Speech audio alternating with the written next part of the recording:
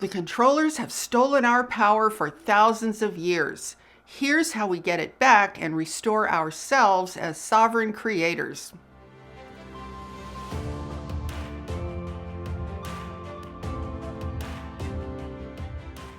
Hi, I'm Saratoga Ocean, and I work together with an interdimensional, interuniversal, and extraterrestrial force known as Telstar, along with Archangel Michael. As we all know, we're living in very serious times right now. In the old days, we lived in a relatively predictable civilization where our chief concern was trying to do well inside of a relatively stable social structure. We had a certain degree of freedom to figure things out for ourselves and be creative in terms of how we approached our lives. But now all of that has changed. Everything that we thought we knew about our lives on this planet has turned out to be false. The entities who have controlled this planet behind the scenes for thousands of years have now made themselves known. They are completely out in the open right now, and we can actually see their true intent.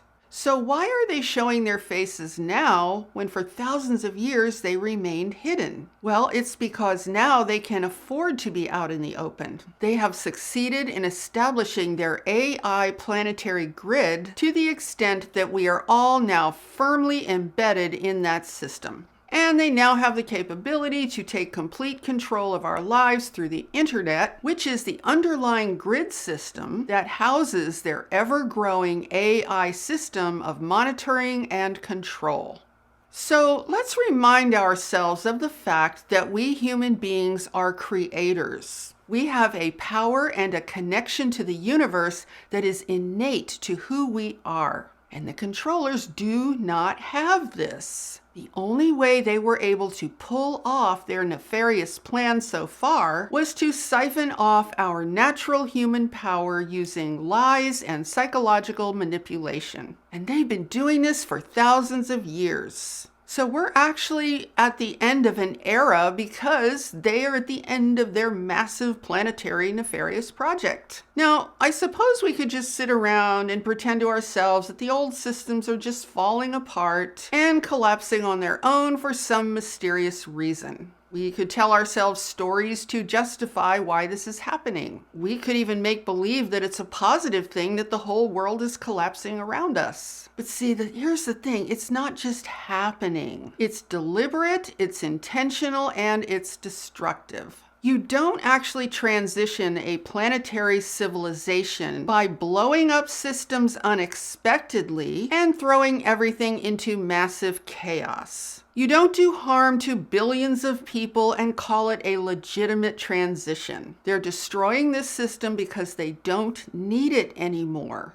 And unfortunately, they believe they don't need most of us anymore either. I mean, that's becoming a little bit obvious. So instead of trying to put a good face on all of this insanity, let's just pause and collect ourselves. Let's go back to the basics and figure out how they stole so much power from us. And then how they left us feeling completely alone in this bizarre situation. Now think about this. If a thief steals something from you, how do you get it back? You figure out what went wrong, how they stole it from you, and then retrace those steps to see if you can find it and get it back. And this is what we need to do immediately before this goes any further. We need to figure out how they managed to steal so much power from us and leave us in this incredibly weakened condition. So let's take a moment to reflect on our true nature. Our true nature at its most fundamental level is to be at one with God, Source, with the creator of all that is. Our true nature is to be at one with the power that created the entire universe. Now, the fact is that this is reality. This is not something that can be changed, because if that could be changed, we would instantly cease to exist. But what has changed is our connection to the experience of that truth. The controllers lied to us and manipulated us through religion to break our connection to this powerful truth. That's how they reduced us to feeling alone and at their mercy in our weakened state. That's how they broke our connection to our true source of power.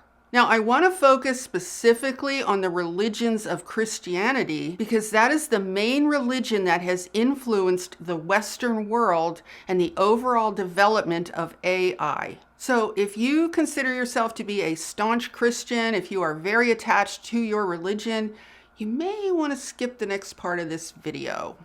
So the religious influence that I want to talk about here has mostly been led by the Vatican and by the Catholic Church. So I'm going to say some things that are pretty controversial, but yet if you're willing to entertain these ideas, you might actually think that they're a little bit self-evident at the same time. I mean, I would kind of expect it to be controversial because we're talking about a mass effort at total spiritual manipulation of the masses of humanity for the purpose of slavery, breaking our connection to that source energy so that they can gain total control over us. So that sounds a little controversial to be saying something that is confrontational to that entire situation. So I'm going to propose something, and before you dismiss what I'm saying, try to hear me out and see if it starts to make a little sense to you. To understand this, you have to go all the way back to the origin of these controllers and look at this from a cosmic extraterrestrial perspective. Don't try to see this from an Earth-based perspective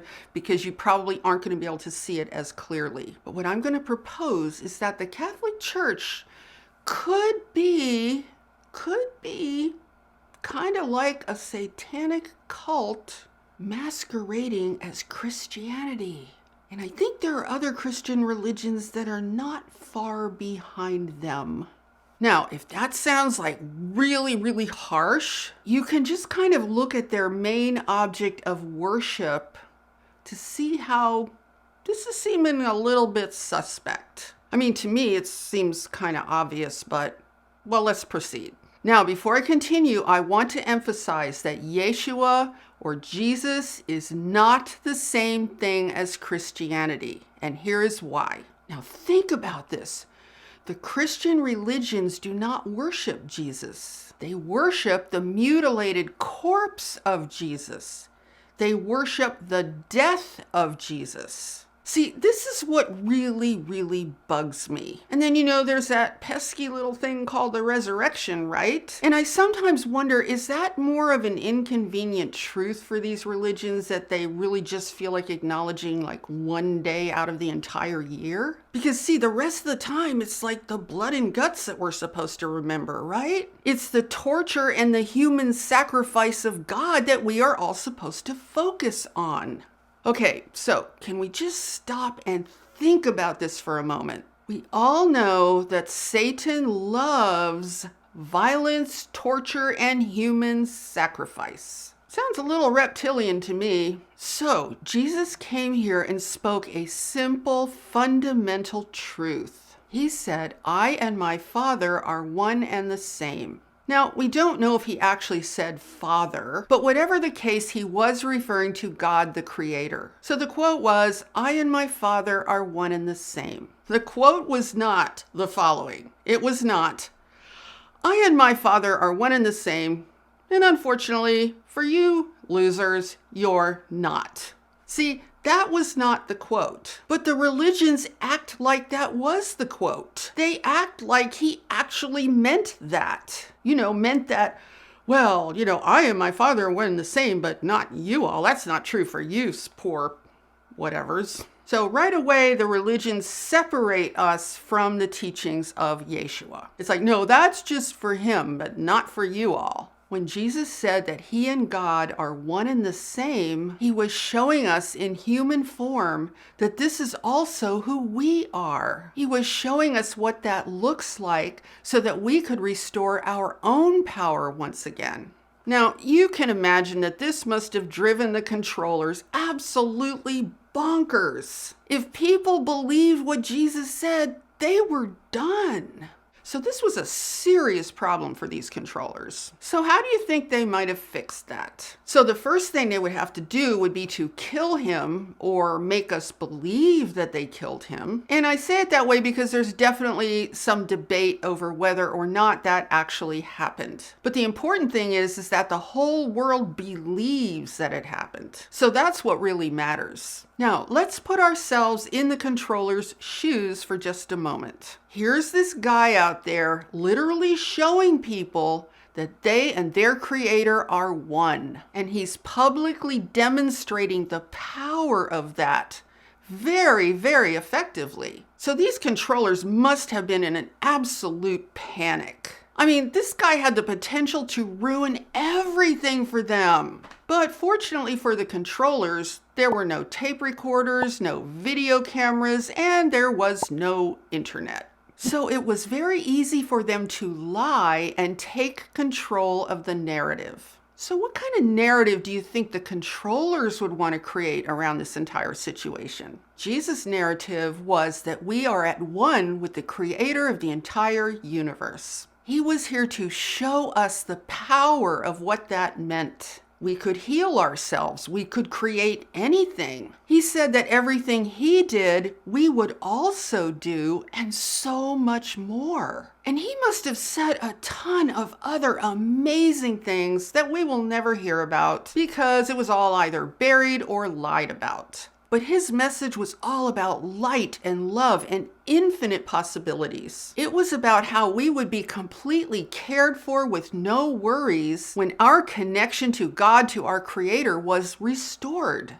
Now, the controllers would have none of this. How could they maintain their vicious control of this planet if everyone believed what Jesus was saying? So they created a contrasting narrative to suit themselves and called it Christianity, perhaps? So let's take a look at what the controller's narrative looks like, because it is quite a contrast to the actual message that Jesus brought to this planet. Here's what the controller's Christianity narrative looks like. God is completely separate from humankind. Humans by nature are terrible, guilty, unworthy sinners. We are just born that way and we can't change it. And the only way to redeem us from our despicable selves was to stage the biggest human blood sacrifice ever seen on the face of the earth. That was to sacrifice this man who said he was at one with God, to sacrifice this man on the cross. And then they said, well, you know, this massive blood sacrifice had to be made so that God would redeem us because we're such terrible, unworthy, guilty sinners. You see how much negativity there is in this? Okay, so I want to propose something that seems a little bit obvious to me when you look at the bloodthirsty nature of this entire narrative. I'm going to propose that the God that some of these religions talk about might actually be Satan masquerading or pretending to be God. So let's just pull back the curtain and put that right out in the open. If you were Satan, then this Christian narrative would be an awesome deal for you. You would be the chief beneficiary of what they're saying. So this is why I say that this narrative would probably benefit Satan more than anybody else. It would start off with the horrific torture and murder of this person called Jesus, who said they were at one with God. And then you could say that everyone had to join this religion that worshiped the murder of this man by praying to an image of his mutilated corpse nailed to a cross. They would put replicas of the murder weapons on top of buildings called churches and wear jewelry to show the people's devotion to his death. And in case anyone had a problem with all of this, they would just say, oh, well, this torture, this slaughter, this blood sacrifice is all because God loves you and wanted to save you from your horrible selves. What this really is massive psychological and spiritual warfare. And I say that because look at the underlying message. Pain, suffering, and death are how you get redeemed from your horrible self. Why do you think that Christian religions have historically been agents of massive genocide all over this planet? It's because Jesus' supposed torture and murder justifies all of that. All of this is the complete opposite of the truth that we are at one with our Creator, which is pure, unconditional love. Remember, so much of what the controllers say is always the absolute opposite of the truth. They are famous for flipping the truth on its head. So now, Christianity is all about worshiping the death of God. And the reptilians who created this mess succeeded in giving themselves centuries of human sacrifice, violence, torture, and death, all in the name of God and religion. Now, you might not have the slightest interest in Christianity, but it's important to note that Christianity merging with government has been the driving force for centuries behind the creation of the Western world as we know it today. And the Western world has been the primary birthplace of AI. So as weird as this all sounds, it's very much interconnected. And you can actually get a clue about that when you recognize that Christianity is also very much anti-nature. That's a little familiar when you're talking about AI, right? They're anti-nature because it's another way to keep us separate from our natural experience of being at one with the universe. See, true Christianity would be an acknowledgement that we are all the Christ and we are all at one with Christ consciousness. Christ consciousness is really what Jesus or Yeshua was teaching us. He was not teaching us to worship his dead body nailed to a cross. I mean, that is ridiculous. Guys, that idea is really kind of satanic. It's almost like saying, hey people, your job is to worship the death of the truth. Now, with all of that said, I do have to say that there has been a positive cultural side to Christian religions. They have definitely promoted civilized social behavior. They've actually served as an organizing principle against social anarchy. And as an organization, they have provided a positive system of support and community for millions and millions of people. So culturally, there has been a good side to these religions. Now, currently, you can see that Christianity is being attacked because it's no longer needed in the new emerging world of AI. And as I've said before, traditional religion is on its way out on this planet because AI and science are going to be the new global religion that we are all supposed to follow. But I wanted to bring this up now for a number of very important reasons. For one thing, before it gets swallowed up by the new AI religion of science, we need to account for the damage that this has done to our collective consciousness. We have been spiritually abused by religions who program us with fear to believe that we are separate from our Creator, that we are separate from God. We have been deeply programmed to believe that we must prove our worth to this invisible God in order to gain its favor. We have been programmed with fear to do what the religions tell us and to believe what they say, or else we will be punished. With this type of thinking and deep-seated spiritual unworthiness, it is nearly impossible to restore our human power as creators, which is a natural manifestation of our oneness with God. So the first step in restoring our power that the controllers stole from us with all of these lies and manipulations is to deal with our collective deep-seated sense of spiritual guilt and unworthiness. If we believe that we are naturally unworthy, then that's like saying that the Creator is a failure. It's like saying that God really messed this up and created a bunch of people that he, she, or it despises. It's not possible for unconditional love to manifest or be experienced in that kind of a mental environment. So let's take just a few moments to look within ourselves and see what is really going on with us as human beings in this regard. Where did this spiritual guilt come from? You weren't born with it. You had to be taught that you are supposedly guilty and unworthy. See, you're not born with a tremendous sense of unworthiness. You're actually born with a very natural feeling that all of your needs should be met. You're born naturally loving yourself. When you're born, love is who you are. Now, here's something else to think about.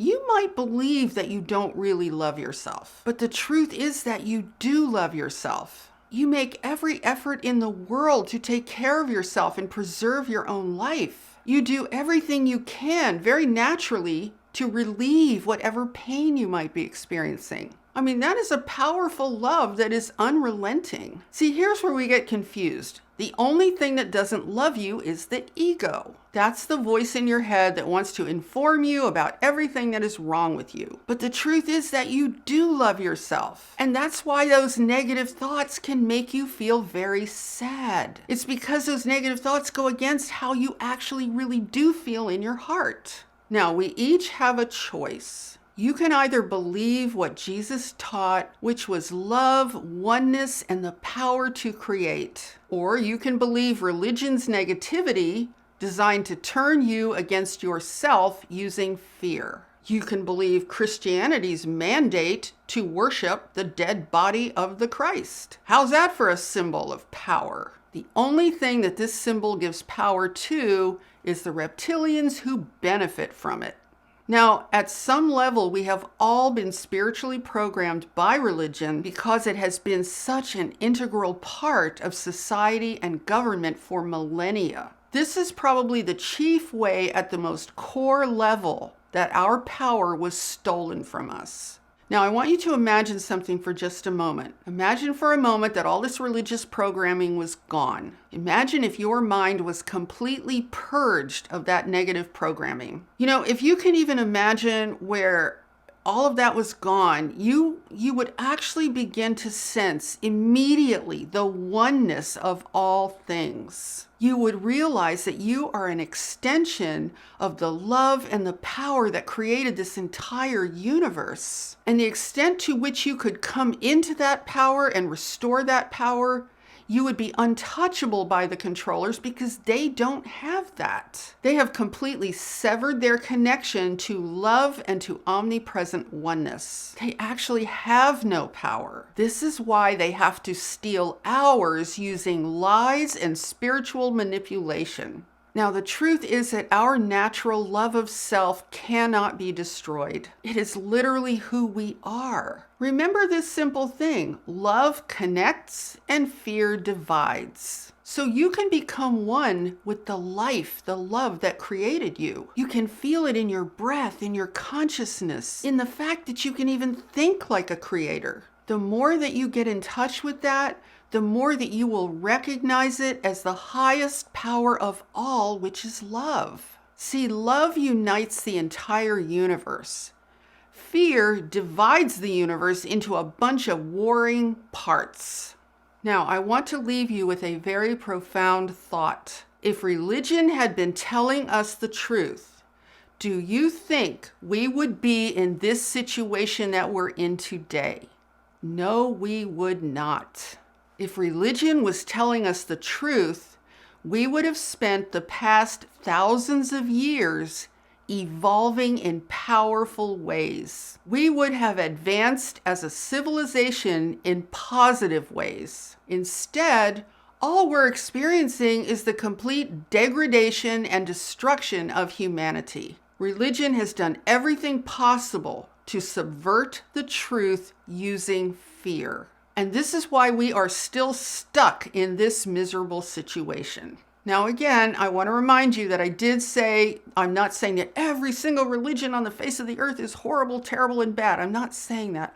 I'm talking about the main religions that have taken control of this planet through their interface with government and the controllers. Those are the ones I'm talking about. And I'll tell you something else that you might find very interesting. When a civilization evolves to a much higher dimension of reality, to a much higher level of consciousness and manifestation, there's no religion, because that oneness is present in every single being on that planet and in that civilization. See, at higher levels of reality, at higher dimensions of experience, you don't have middlemen between you and your creator. It's not necessary. That oneness is complete. That oneness is supreme. So we have this infiltration of all of these different middlemen who are standing between us and the truth of who we are in that expression and experience of oneness with that which creates everything in love, it's a big part of the reason why we don't have our power. It's how they've taken our power from us. They've cut us off from that connection, from that union, so then they can siphon off our devotion to them. So I hope this all makes sense to you. I hope it's given you a ton of food for thought. I know it's been highly controversial, but my goodness, you guys, we gotta be controversial because what's going on in this planet is not working. It's not working. It is far, far away from working at all. So at some point, I think we do have a right to question and challenge the whole entire mess. I mean, that is our first step in restoring our power, our intelligence, our hearts, and our minds to be the sovereign creators that we really are in this universe. So with all that said, if you enjoyed this video, if you found it useful in any way at all, please give it a thumbs up and share it out with anyone else who you dare to share this video with. And be sure to subscribe and hit that notification bell because I am here every Sunday, Tuesday, and Friday with all new videos. And with that, I'm sending you so much love, light, and high vibrational energy. And I so look forward to seeing you in the next video. Namaste.